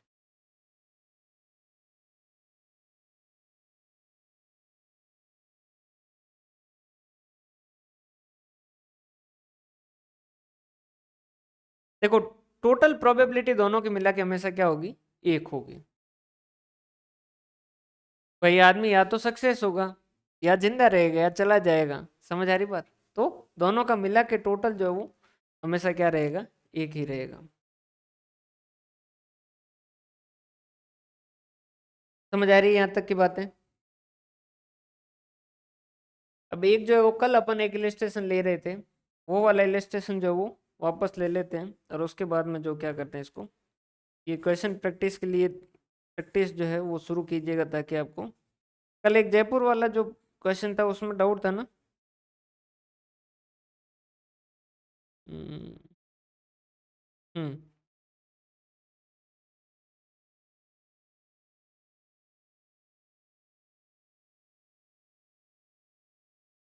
पहले ये बताइए, ये एक 6 लेटर का वर्ड है ना, इससे अपने को 3 लेटर का एक वर्ड बनाना है। कितने का? 3 लेटर का एक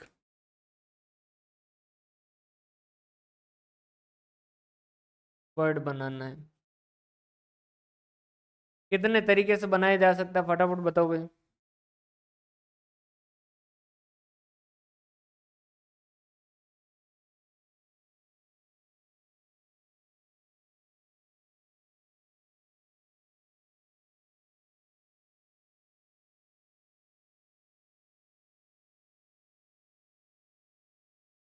कैसे कहेंगे कि भाई 6, 5 और 4, 6 × 5 × 4, 120 तरीके। ठीक है। और अगर अपन परमुटेशन के हिसाब से लगाएं तो क्या कहेंगे, 6 लेटर है और 3 जगह है, तो हम क्या कहेंगे, डिवाइडेड बाय 6 - 3 का फैक्टोरियल, तो हम क्या कहेंगे, 6 × 5 × 4 × 3 का फैक्टोरियल डिवाइडेड बाय 3 का फैक्टोरियल, ये गया तो ये 120। क्लियर है भाई?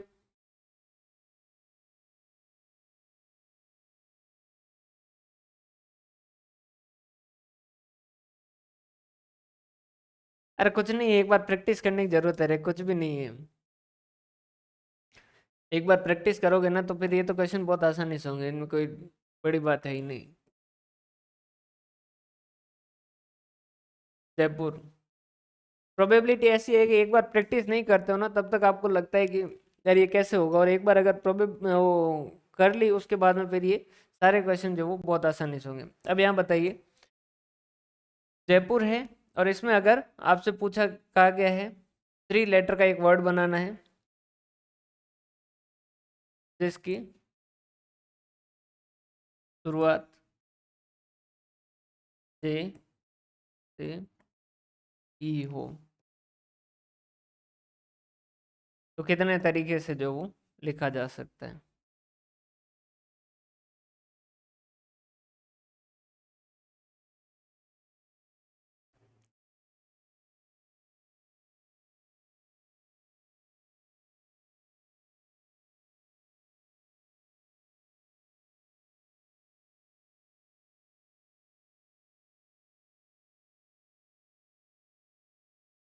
120 या 20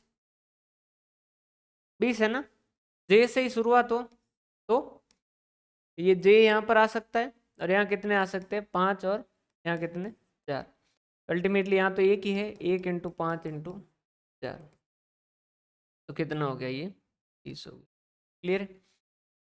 लास्ट क्वेश्चन, JAIPUR से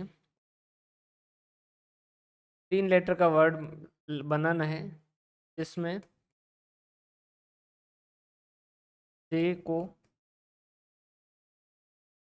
तो रखना ही है। अब बताओ भाई।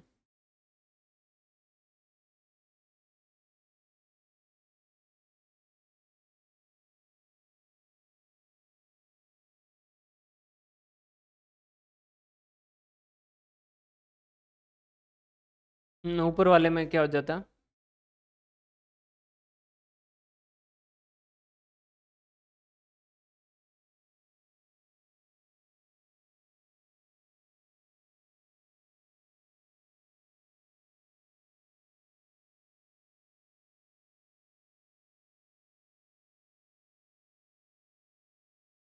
20, 60,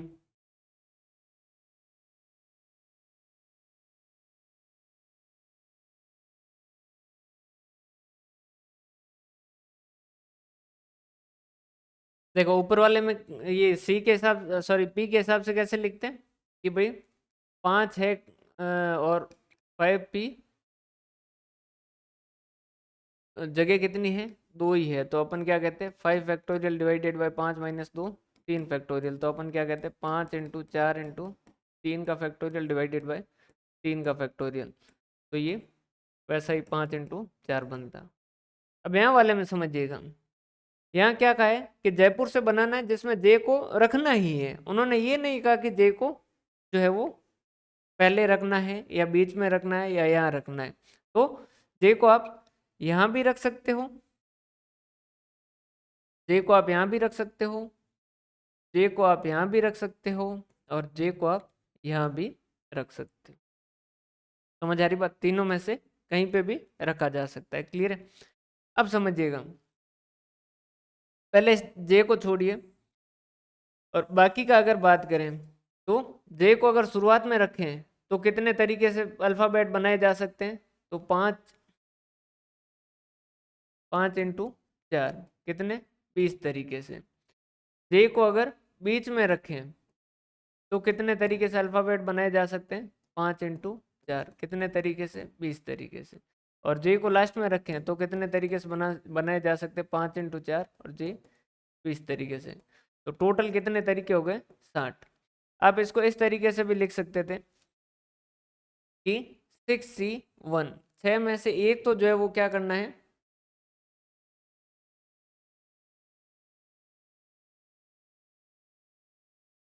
एक सेकंड है ना, 6C नहीं 3P1 इंटू, इस तरीके से लिखा जाता है, कल वाला जो अपन फॉर्मूला देख रहे थे ना वो, और फिर है 5P2, इस तरीके से इसको सॉल्व किया जाता है। 3C1 का मतलब क्या हो गया, 3 का फैक्टोरियल डिवाइडेड बाय 2 का फैक्टोरियल इंटू 5 का फैक्टोरियल डिवाइडेड बाय 3 का फैक्टोरियल,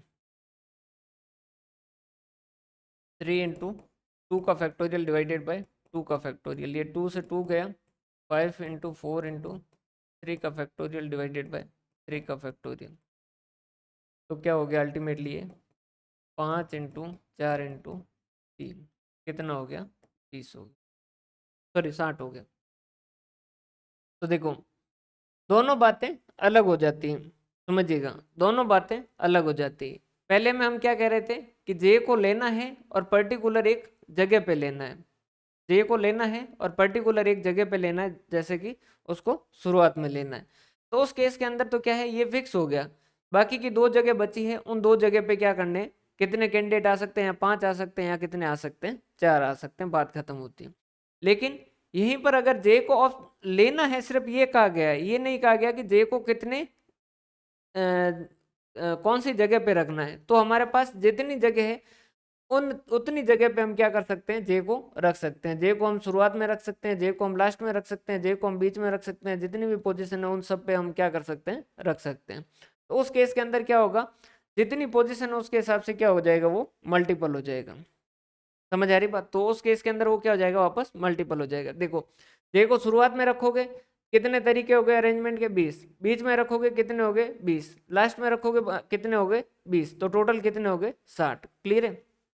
लेकिन यहाँ तो 3 ही अल्फाबेट है, अगर ज्यादा हो तो कैसे करें, तो यहाँ पर क्या कहा गया है कि भाई कितनी पोजीशन है, 3 पोजीशन है, उसमें क्या है, एक वर्ड है जो अपना क्या करना है, सेट करना है। तो इसको कितने तरीके से किया जा सकता है, 5P1, 5P1 का मतलब क्या है, सॉरी 3P1, 3P1 का मतलब क्या है, 3 का फैक्टोरियल डिवाइडेड बाय 2 का फैक्टोरियल, जिसका मतलब क्या हो गया,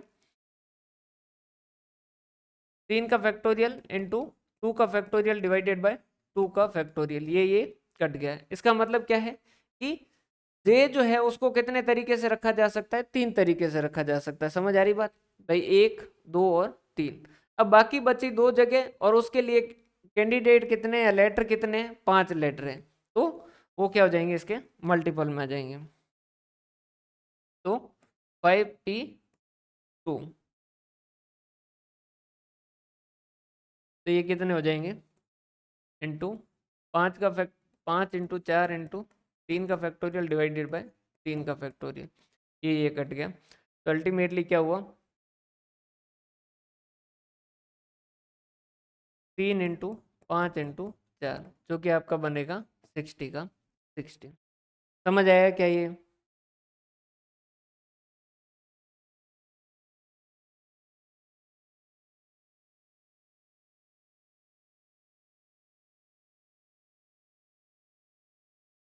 क्लियर है? अब कल वाला क्वेश्चन जो है वो वापस कीजिए ताकि वो हो जाए। Find the number of arrangement of 12 things taken 5 at a time, कि भाई 12 चीजें हैं उसमें से 5 लेनी है, ठीक है, जिसमें से इन विच 3 तो ऑलवेज बी टेकन। अब ये जो है ये कीजिए,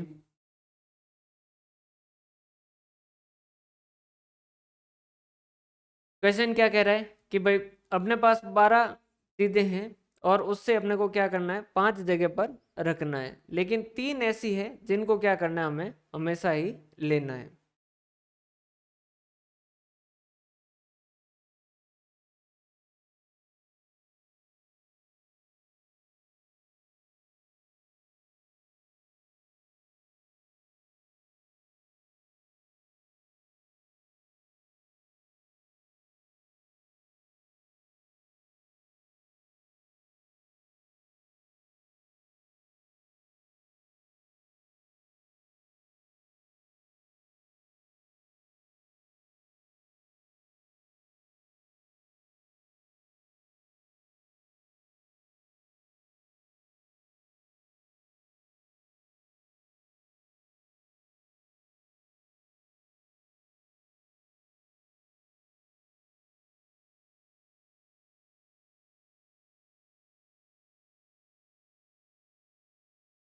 थ्री पी थ्री थोड़ा सा गलत है, बाकी तो ठीक है।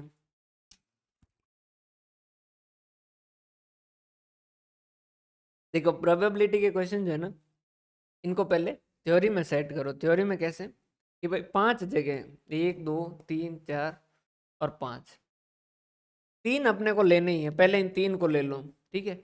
इन 3 को पांचों 5 जगह पर कितने तरीके से बैठाया जा सकता है, तो हम कहेंगे 5p3, ठीक है। इन 5 जगह पे 3 को किस तरीके से बैठा सकते हैं, हाँ बिल्कुल सही, 5p3। अब 3 को बैठाने के पूरे तरीके हुए, फिर उसके बाद में बाकी कितने बचे, 9 बचे, उन 9 में से 9p 2 जगह बढ़नी है। क्लियर है भाई?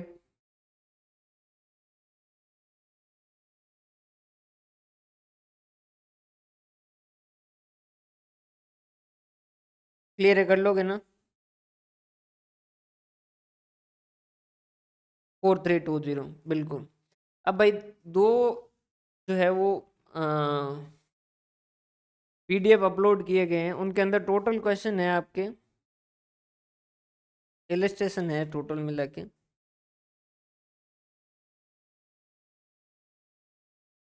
लगभग 100 इलिस्ट्रेशन है। उन 100 के 100 इलिस्ट्रेशन को आज बैठ के कल दिन तक जो है वो कवर कीजिए, और उनमें जो भी डाउट है वो कल लेंगे, और उसके साथ कल जो अपन नोट्स के साथ इस चैप्टर को कंप्लीट करेंगे। तो क्वेश्चन है, ट्राई कीजिएगा, गलत होने पे जो वो डरिएगा मत, वापस क्वेश्चन को ट्राई कीजिएगा। अगर हिंदी मीडियम है तो उस केस के अंदर आपके पास हिंदी मीडियम के जो बुक है उससे ट्राई कर सकते हो, और अगर राजपुरोहित माहेश्वरी और शर्मा वाली बुक है हिंदी मीडियम में तो उससे ट्राई करें, उसमें सब टाइप के क्वेश्चन दे रखे हैं। क्लियर है? तो जो पीडीएफ अपलोड कर रखे हैं वो सारे सारे इलस्ट्रेशन जो वो आज ट्राई कीजिएगा। टाइम लगेगा जरूर, लेकिन एक बार ट्राई कीजिएगा तभी जो वो सारी चीज़ें क्लियर हो पाएगी। फिर जो कल अपन इस चैप्टर को कंप्लीट करेंगे। क्लियर है भाई?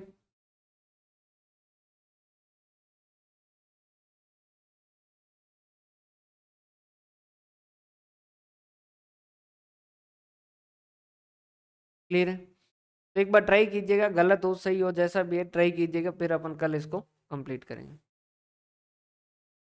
बहुत बहुत धन्यवाद। हंसते रहें, मुस्कुराते रहें, पढ़ते रहें। एक दोनों जो है कोर्स में पीडीएफ अपलोड कर दिया गया है, अभी ये डाउनलोड करके अभी शुरू कर दीजिएगा।